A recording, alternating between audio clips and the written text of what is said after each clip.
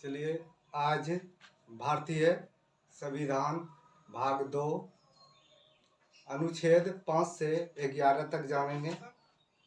और दूसरे दिन जो हम जाने थे 1 से 4 तक जाने थे, आज 5 से 11 तक अनुच्छेद के बारे में जानेंगे विस्तार से।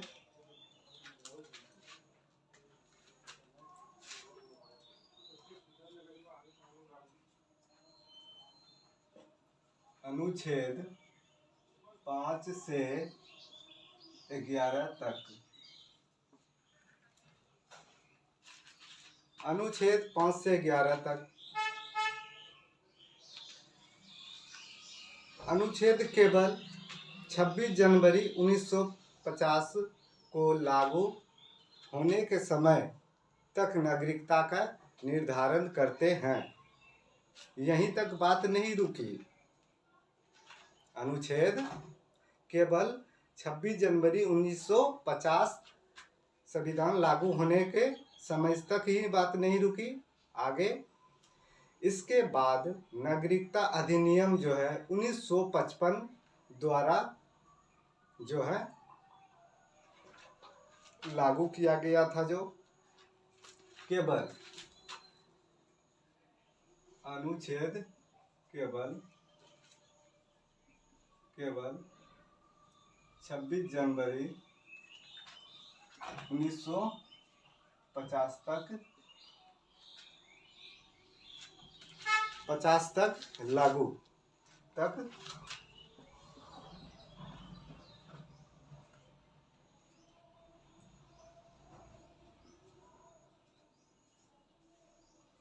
लागू होने के समय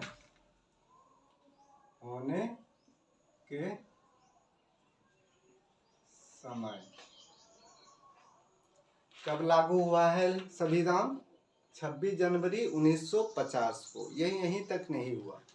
दूसरा जो है शासित जो हुआ नागरिकता अधिनियम कब लागू किया गया? इसके बाद जो नागरिकता अधिनियम हुआ कब हुआ? 1955 में। 1955 में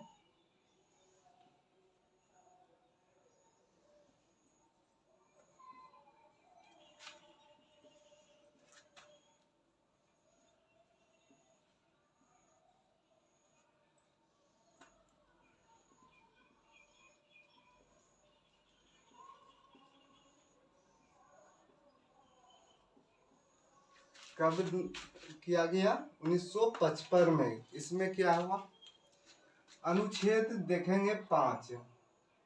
हम अनुच्छेद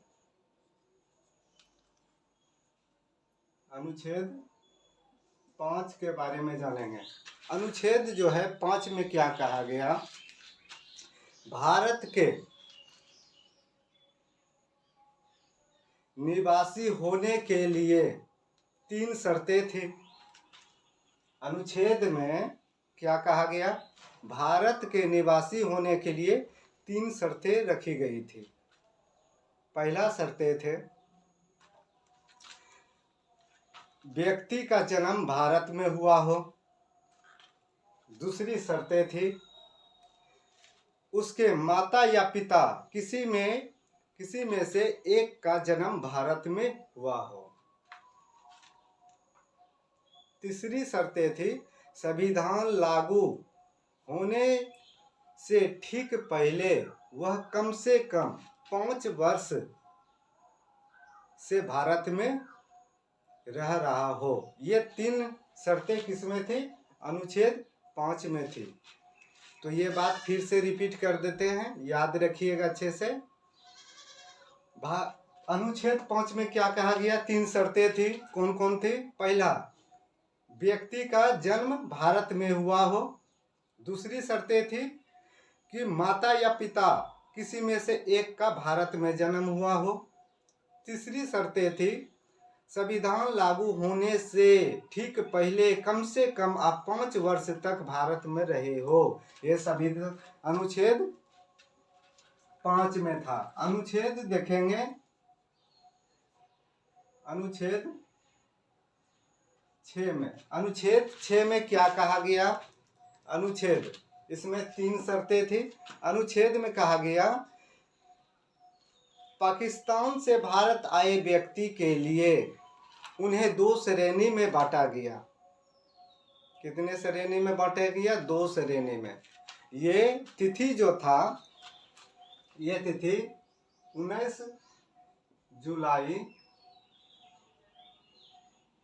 1948 ईस्वी को ये था। यदि वे 19 जुलाई 1948 से पहले भारत आए तो वे नागरिकता बन जाएंगे, नागरिक बन जाएंगे, नागरिकता प्राप्त होगा। क्या क्या बोले? अनुच्छेद 6 में क्या कहा गया? पाकिस्तान से जो भारत आए, आज़ादी तो 1947 में हुआ, बंटवारा टाइम में कुछ व्यक्ति पाकिस्तान चले गए। अब वहाँ पे नहीं रहने का मन था तो चलो भाई भारत वापस लौट आते हैं, तो उसके लिए कुछ शर्तें थे। क्या थे? जो व्यक्ति, उसे 2 श्रेणी में बांटा गया था। जो व्यक्ति 19 जुलाई 1948 को भारत वापस आ गए उसे नागरिकता प्राप्त होगा या नागरिक कहा जाएगा। वे नागरिक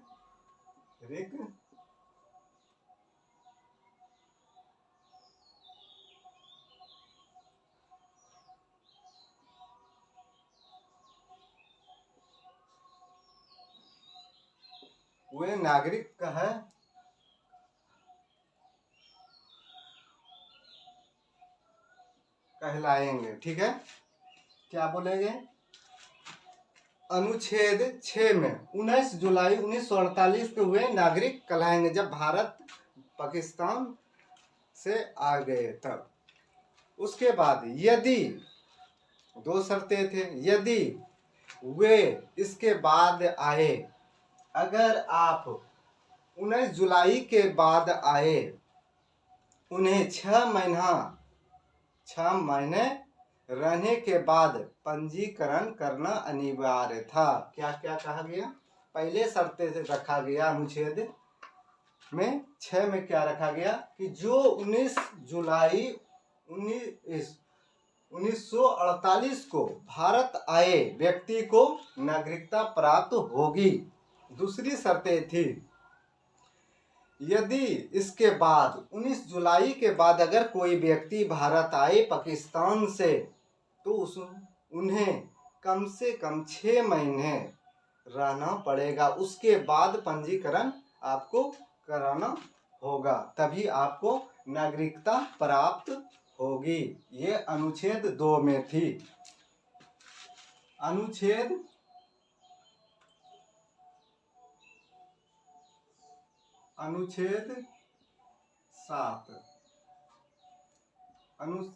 7 में क्या कहा गया? अनुच्छेद 7 में क्या कहा गया?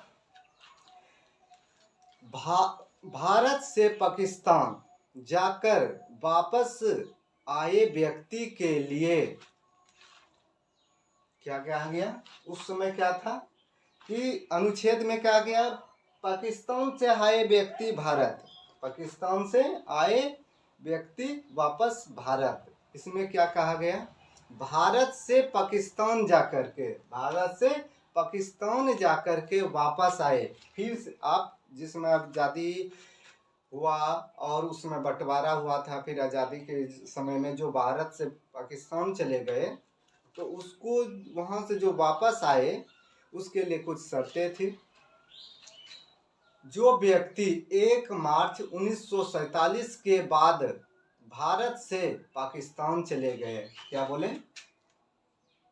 1 मार्च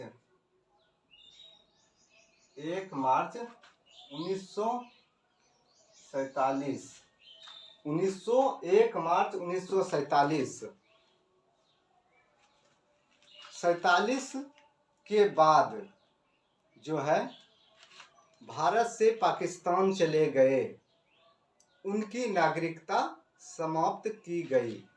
जो व्यक्ति 1 मार्च 1947 को भारत से पाकिस्तान चले गए, उसका नागरिकता क्या हुआ, खत्म किया गया। बाद में इसके साथ जो हुआ, लेकिन यदि वे व्यक्ति पुनः, यदि व्यक्ति चले गए 1 मार्च को 1947 को, अगर वो पुनः वापस भारत आए, उन्हें अनुच्छेद 6 के नियम के तहत, अनुच्छेद 6 के तहत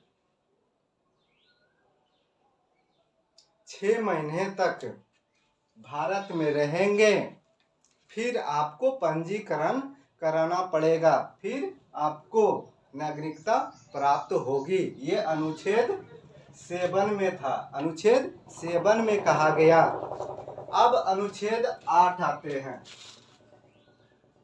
अनुच्छेद 8, अनुच्छेद 8 में, अनुच्छेद 8 में क्या किया गया कि भारत मूल के विदेश में रहने वाले व्यक्ति के लिए था।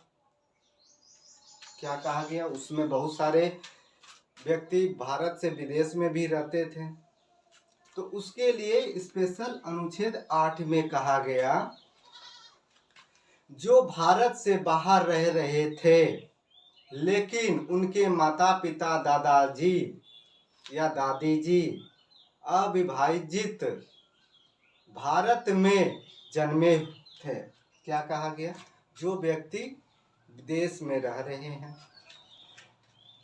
किस समय की बात है, जिस समय भारत आजाद नहीं हुए थे, आप उसी समय भारत से विदेश गए थे और ये भारत विभाजित हो गया, तो आप वहां रह रहे हैं, या माता पिता या दादा दादी रह रहे हैं, अब भारत आपको वापस लौटना है, तो क्या कहा गया, वे भारतीय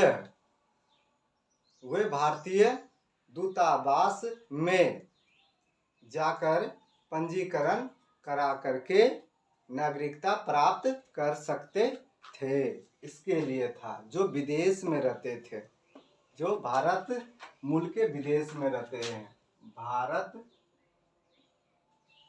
मूल के विदेश में रहते हैं।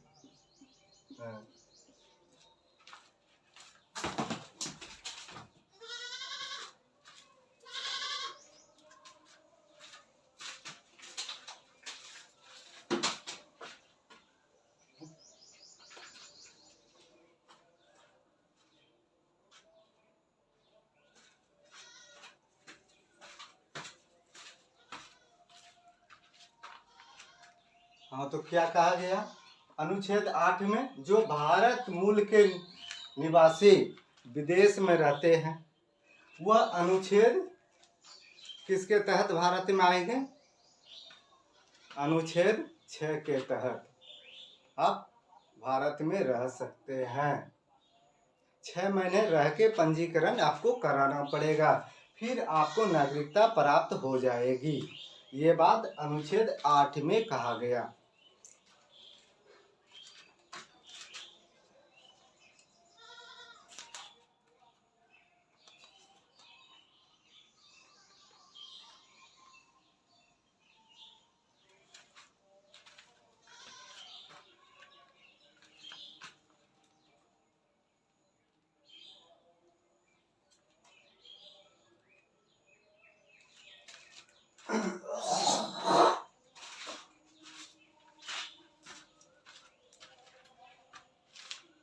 चलिए अब अनुच्छेद 9 के बारे में जानते हैं।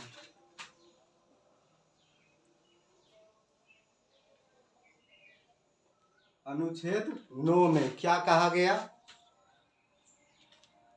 विदेशी नागरिकता स्वेच्छा लेने पर यदि कोई व्यक्ति स्वेच्छा से किसी विदेशी राज्य की नागरिकता स्वीकार कर लेता है, तो उसकी भारतीय नागरिकता स्वतः समाप्त हो जाएगी। यह अनुच्छेद भारत में एकल नागरिकता के सिद्धांत को प्रमुख करता है। क्या कहा गया? अगर आप अनुच्छेद के तहत 9 के तहत कहा गया है, अगर विदेश में आप रह रहे हैं और विदेश की आप नागरिकता को प्राप्त कर लिए तो स्वतः भारत की जो नागरिकता लिए हैं वो खत्म हो जाएगी। ये अनुच्छेद 9 में कहा गया। अनुच्छेद 10 में क्या कहा गया?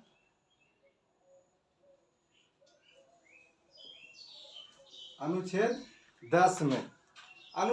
10 में कहा गया, नागरिक के अधिकारों की निरंतरता। नागरिकता जो है, क्या कहा गया अनुच्छेद 10 में? नागरिकता के जो अधिकारों की जो है, यह सुनिश्चित करता है कि किसी व्यक्ति की जो नागरिकता है संसद द्वारा बनाए गए किसी कानून के अधीन ही छीन ली जा सकती है, अन्यथा उसकी नागरिकता ही जो है छीनी जा सकती है, अन्यथा उसकी नागरिकता बनी रहेगी।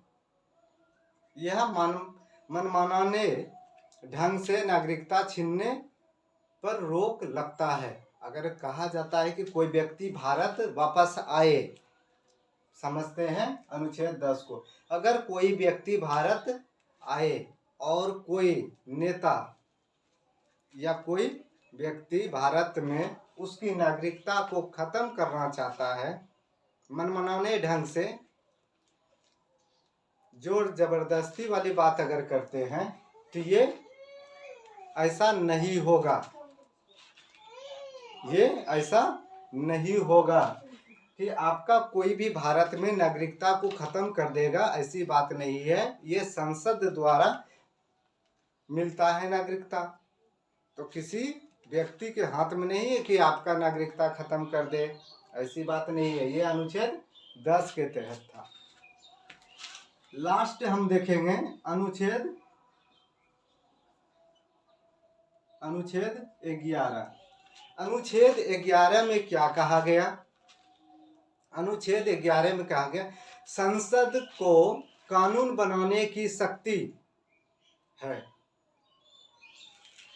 कानून बनाने की शक्ति किसके पास है? संसद को है।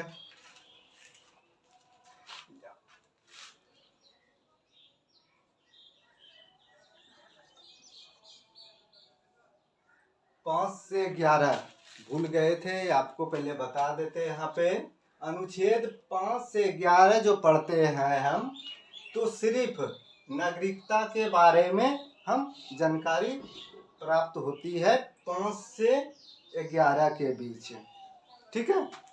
नागरिकता अधिकार 5 से 11 के बीच है। चलिए अब अनुच्छेद 11 के बारे में फिर से जानते हैं।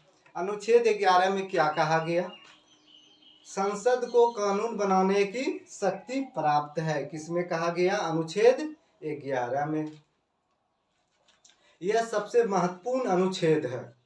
11 क्या है? सबसे महत्वपूर्ण अनुच्छेद है। यह संसद को यह शक्ति देता है कि वह नागरिकता के अर्जन और समाप्ति के संबंध में कानून बनाए। अनुच्छेद 11 में क्या कहा गया?